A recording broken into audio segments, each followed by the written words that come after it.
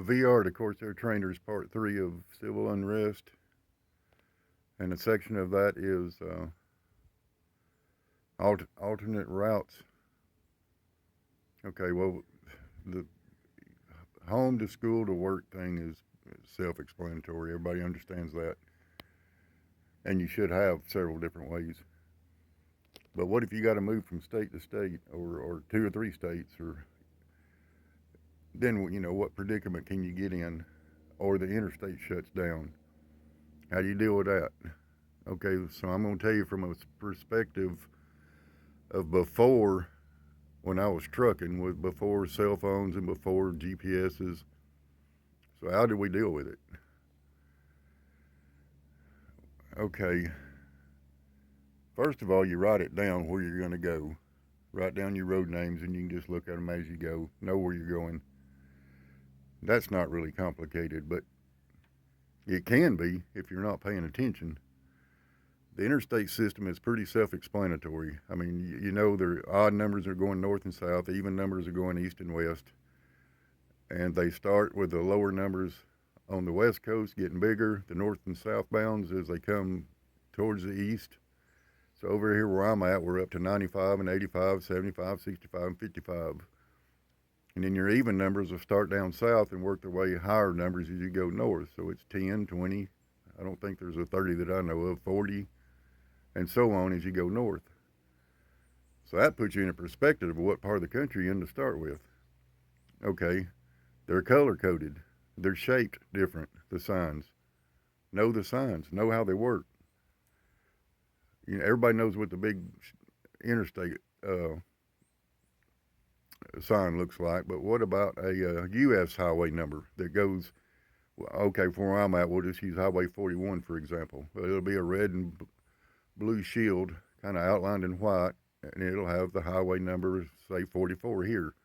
41 here.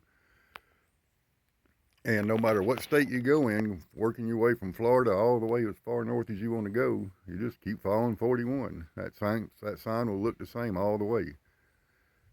Okay, what about a state highway number? Say Highway 20. Looks just like a U.S. number highway. They look the same, the road does itself, but when you cross the state line, it may change numbers. Well, know that before you leave.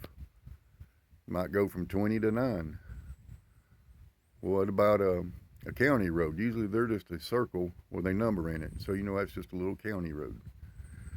Okay, you're on interstate and it shuts down. Number one rule in the Smith, well, I don't even know if it's the number one rule, but it should be in the Smith system, which is what truck drivers had to go through every year, was leave yourself an out.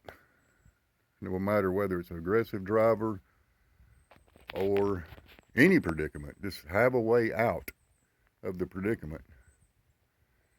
That's just defensive driving, not aggressive driving.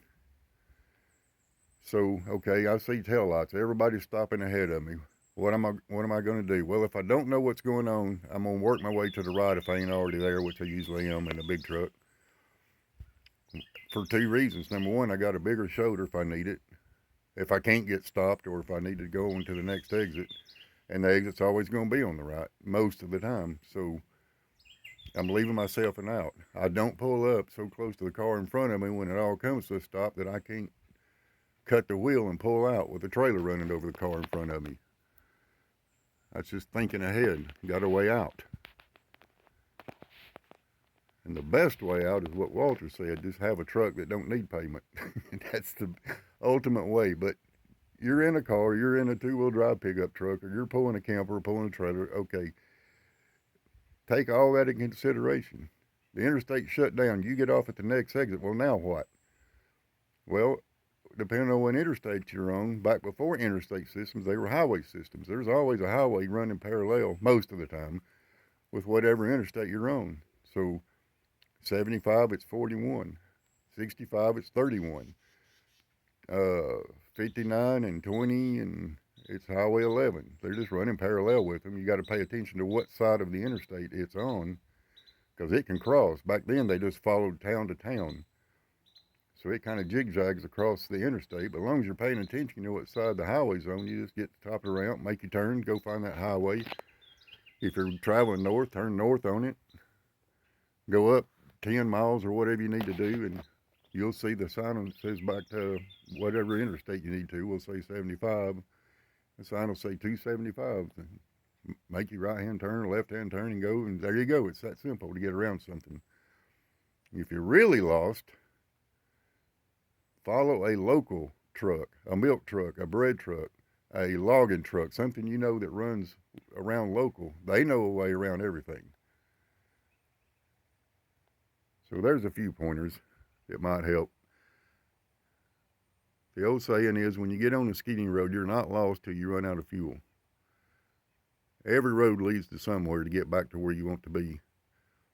You just got to learn how the road signs work, learn how they're color coordinated, learn, if you can get to where you can just follow them, it's really not that big of a deal. Pay attention to low bridges. Are you pulling your camper with you? Don't lose your air conditioner on a low bridge, because it happens all the time. Don't worry about the weight limits. You ain't going to pull nothing heavy enough to cross a bridge. That's just for big rig stuff. But you're pulling a camper and a road crosses a railroad track. You might see truck route because it's got too big of a hump for your trailer to get over, and you get hung up on it. If that's the case, fine. You just look at where it says truck route and follow it. That's where the truckers can cross without getting hung up on it. It's just a lot of it common sense. If you're not sure, just follow where it says truck route, because they make it easy as possible on those type of rigs to get around something. Your bypasses, you'll hear them call them inner loops, outer loops. Some will have 2 or 3 loops, like Nashville. I think Dallas has got about 16 loops, a bunch. But learn how they work. They'll always kind of go with the interstate number. They'll just add a number in front of it. So the bigger the number, the further away from town you are going around it, which might mean less traffic. Like in Nashville, I think it's 240, 440, and I think they're working on an 840. And well, the bigger the number, the furthest away from Nashville you are. So that's less traffic, right? It's no big deal. Just learn how it works. That's the key. Leave yourself an out. Don't get caught up in the middle lanes. When it stops, you're done. Maybe this was helpful. Anyway, see you guys.